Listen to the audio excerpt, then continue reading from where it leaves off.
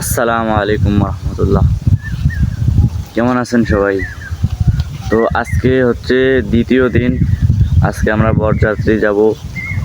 তো আজকে আমি যা যা করব তা আপনাদেরকে একটু দেখানোর চেষ্টা করব। তো ভিডিওর শুরুতেই বলে দিতেছি, চ্যানেলটা সাবস্ক্রাইব করে দিবেন এবং পেজটা ফলো করে দিবেন ব্লগ ভিডিও পাওয়ার জন্য সুন্দর সুন্দর। তো আরেকটা কথা বলতেছি, যদি আমার কথাবার্তার মধ্যে কোনো ভুল ত্রুটি হয়ে থাকে তাহলে আমাকে ক্ষমার দৃষ্টিতে দেখবেন, কারণ আমিও তো কথা বলতে পারি না। আর ব্লগ ভিডিও শুরু করছি, জানি না কেমন হবে আমার জীবনে। তো এখন হচ্ছে সকাল 9টা বাজতেছে, ঘুম থেকে উঠলাম, উঠে মুখ টুক ধুয়ে নাস্তাপাতি করলাম, করার পর এই যে মামার ডিগির পাশে আসে একটু দাঁড়াইছি, সুন্দর আবহাওয়া। তো এটা হচ্ছে আমার মামার ডিগি, বড় মামার।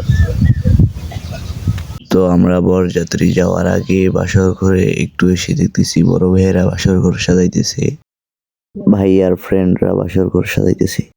এটা ইয়া করলি না ওয়ালের সাইড বেল মারে দে ওরা গো ওয়াল সাইড বেল লাগেনি তো ভাগ হবে হল মারে এটা কি দিগুলো লাগছে দেখ কি কেমনে মারি ওয়াল সাইড কষ্ট লাগবে না পুরি যাবে না বেলুন দিতে পারবি যেগুলাতে যে আরে খাটের মাথায় দিব এগুলোতে দিবি খাটের মাথায় দিব খাটের মাথায় তো থাকবে আমি চাইছিলাম এখানে এখানে এখানে মিডিলে এটা করছিস না। তো জোহরের নামাজ পড়ে টরে আমরা ফাইনালি বের হয়ে গেলাম বরযাত্রী যাওয়ার জন্য। এই যে যাইতেছি। আপনারা আবার ভাবতে পারেন যে আমার মামার রাস্তা নেই, আসলে রাস্তা আছে, রাস্তা ছোট চিকন, তো ওই জন্য মাইক্রো টাইক্রো আর ঢুকে না। তো এই জায়গায় আসে দেখতেছি মাইক্রোগুলা চলে আসছে আমাদেরকে নিয়ে যাওয়ার জন্য। সর্বমোট 5টা গাড়ি ভাড়া করা হয়েছে, তার মধ্যে একটি হলো বরের গাড়ি আর বাকি যাত্রীদের জন্য 4টা গাড়ি, মানে আমাদের জন্য। তো কথা বলতে বলতে দেখতেছি ওই যে ভাইয়াকে নিয়ে আসতেছে, ভাইয়ার ফ্রেন্ড গাড়িতে মোটরসাইকেলে নিয়ে আসতেছে। এখন আমরা রওনা দিব।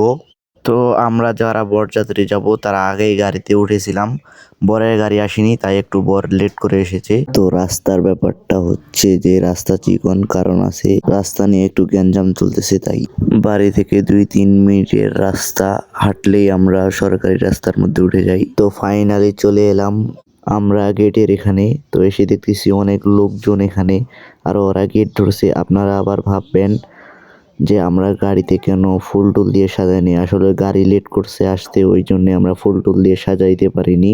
তো এইদিকে ভাইয়া আস্তে আস্তে করে বের হইলো, বের হওয়ার পরে যাচ্ছে আর কি গেটের সামনে। বাপরে এত লোক! তো এই যে চলে আসলাম গেটের সামনে, গেট দেখতেছি ওরা ধরে আছে। তো এখানে ভাইয়াকে মিষ্টি দিয়ে আপ্যায়ন করা হচ্ছে ওনাকে। পাশে যারা বড় বড় ভাই আর ফ্রেন্ড আছে ওদেরকেও একটু মিষ্টি মুখ করাচ্ছে।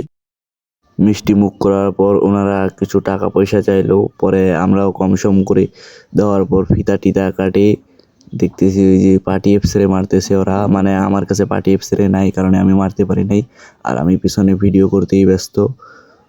তো চলে যাচ্ছে বর, আমি পিছনেই রয়ে গেছি। তো আমি এখন ঢুকবো, দেখেন মহিলার গ্যাঞ্জামে মানে অনেক লোক, বহু লোক আসছে এখানে।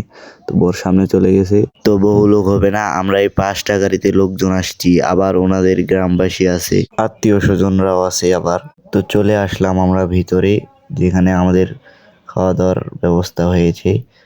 তো এখানে আমরা বসাবসি করতেছি আর কি, মহিলারা এক সাইডে, পুরুষরা আরেক সাইডে। বসার পরে ওনারা নাস্তাপাতি দিয়েছেন আমাদেরকে। নাস্তা টাস্তা খাওয়া দাওয়ার পর আমাদেরকে পোলাও, তারপর মুরগির রোস্ট এগুলো দিয়েছে, আরও তরকারি টরকারি দিচ্ছে এখন। তো নাস্তা টাস্তা করার পর আমরা আর কি প্রথমে শুরু করতেছি পোলাও, কেউ ভাত খাইলে কেউ ভাত। ওনারা অনেক আইটেম করছে, তো ডিম, গরুর গোস্ত, পোলাও, মুরগির রোস্ট, আরও অনেক কিছু আছে, সালাদ, তারপর ডাল টাইল। তো খাওয়া দাওয়া শেষ আমাদের।